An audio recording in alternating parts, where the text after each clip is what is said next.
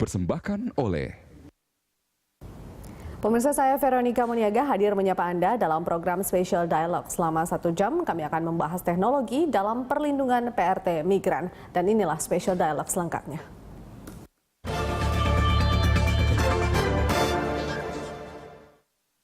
Dipersembahkan oleh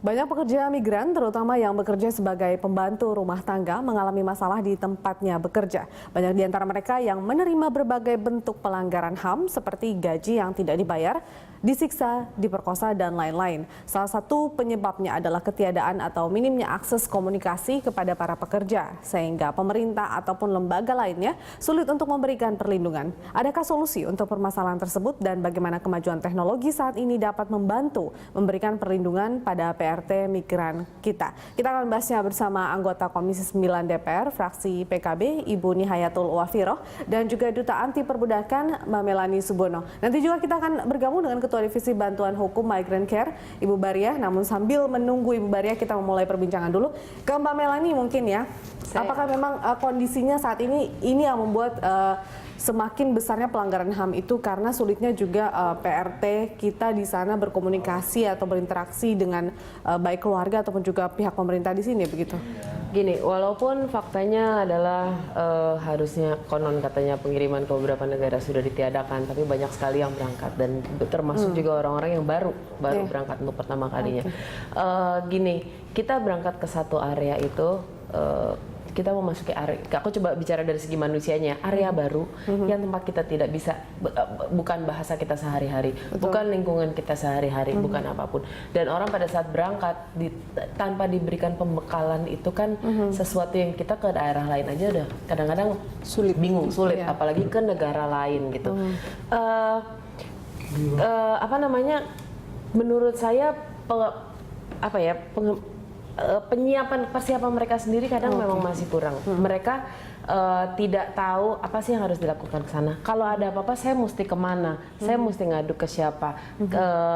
Ada gunanya kadang kita bisa berkomunikasi atau berorganisasikan sebetulnya. Kita bisa share sama teman-teman kita yang ada di sana atau di negara lain. Kayak apa sih kalau gue berangkat, kalau gue ngalamin masalah ini, gue mesti hubungin siapa sih? Nah kayak gitu-gitu kan nggak ada. Sementara kalau dari segi pemerintah sendiri kan, yang namanya hukum untuk perlindungan mereka masih sangat minim sekali kan, dan jarang diperbarui juga. Jadi kadang-kadang saya merasa saudara-saudara kita yang berangkat itu memang berangkat kayak orang bingung aja gitu. Saya mau berangkat ke luar negeri, saya mau kerja.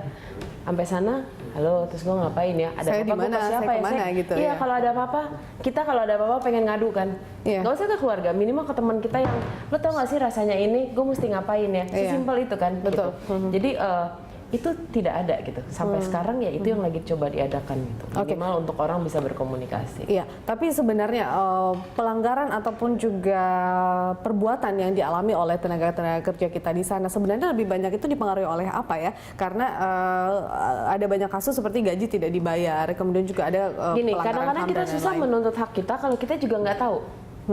Gini, kita ketemu orang, ini saya coba ngomong nggak teknis ya supaya umum bisa lebih ngerti. Betul. Gini, saya ada di kantor, mungkin saya orang baru, saya belum pernah bekerja, bos saya kelihatannya galak. Saya mau nanya, kita suka mikir kan, nggak enak gue, ini kita loh, ini kita.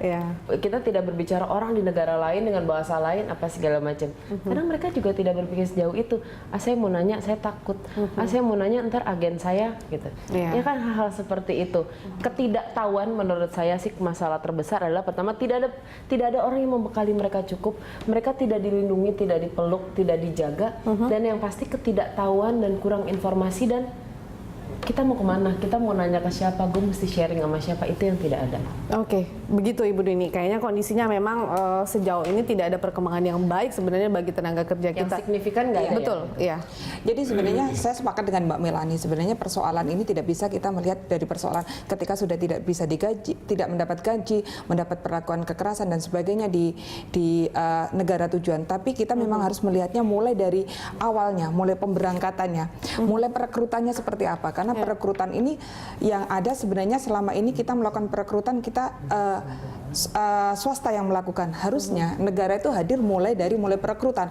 Perekrutan harusnya dilakukan oleh kepala desa, karena nanti kalau oleh kepala desa tentunya kita akan bisa meminimalisir persoalan manipulasi data.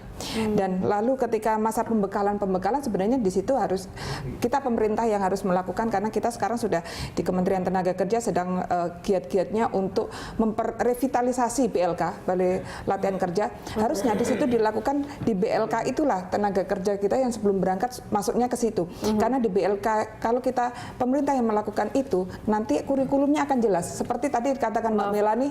Sejauh ini realitas bagaimana kemudian proses pengurusannya kalau memang tidak seperti atau sesuai selama ini kan lewat PJTKI, PT dan sebagainya yang tidak lewat negara. Bisa jadi karena kalau saya dari Dapil Jawa Timur 3 Banyuwangi Situbondo-Bondowoso termasuk Banyuwangi termasuk pengirim terbesar. Mereka PT-nya bukan dari PT Banyuwangi tapi dari PT daerah lain seperti Jakarta, lalu KTP-nya pakai KTP Jakarta dan sebagainya. Ada kasus orang yang meninggal di Malaysia, ternyata KTP-nya Pontianak, orangnya dari Banyuwangi. Ini mau dikirim jenazahnya kemana? Data seperti itu. Dari hulunya saja dalam pendataan sebenarnya itu yang sebenarnya kita dorong di revisi undang-undang PPILN yang baru. Nah, komunikasi sebenarnya ketika masa orientasi itu, sebelum berangkat harusnya kurikulumnya yang kita perkuat, seperti nanti kalau datang harus lapor nih ke KBRI, ke KJRI dan sebagainya. Saya pernah bertemu dengan puluhan kawan yang akan berangkat ke luar negeri menjadi TKW di Bandara Soekarno-Hatta. Saya tanya, ada nggak dibekali oleh kartu atau nomor telepon dari KBRI atau KJRI tempat mereka akan bekerja? Ternyata tidak. Padahal laporan itu adalah laporan yang harus pertama dilakukan. Saya bisa ada di luar negeri dan mengunjungi teman-teman atau shelter-shelter yang ada di sana. Saudara-saudara kita yang bermasalah memang di sana dan udah bekerja bertahun-tahun. Dan gue bisa nanya sama mereka, lo tahu nomor teleponnya Jerry nggak? Lo tahu nomor? Enggak.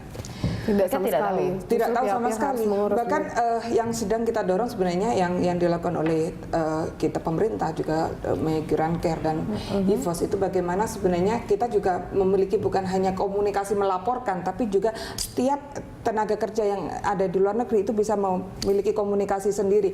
Karena contoh bukan hanya di Middle East tapi juga kayak di Hong Kong. Saya pernah bertemu dengan kawan-kawan, kalau saya bertemu dengan Purna TKI TKW, mereka bilang saya 8 tahun di Hong Kong dan tidak pernah memegang handphone. Nah, itu komunikasinya sulit. Dan di samping itu banyak kawan-kawan kita yang berangkat itu memang bukan mereka tidak mau memiliki handphone, juga bisa jadi bukan karena bosnya tidak memberikan, tapi memang mereka tidak tahu sama sekali karena mereka berasal dari daerah terpencil. Dan tidak mengetahui seberapa pentingnya memiliki komunikasi betul. tersebut. Bagaimana ini seperti dapat telepon, ini HP-nya bunyi diangkat, ini telepon atau SMS ya gitu. Masih banyak seperti itu. Padahal teknologi hari ini bisa dijadikan alat alat banget gitu. Dan sebuah kebutuhan primer juga sebenarnya untuk masyarakat. Untuk apapun ya, emergency, informasi atau apapun itu. Oke, baik Mbak Melani, Ibu Nini, kita lanjutkan perbincangan di segmen berikutnya. Pemirsa Special Dialog akan kembali sesaat lagi.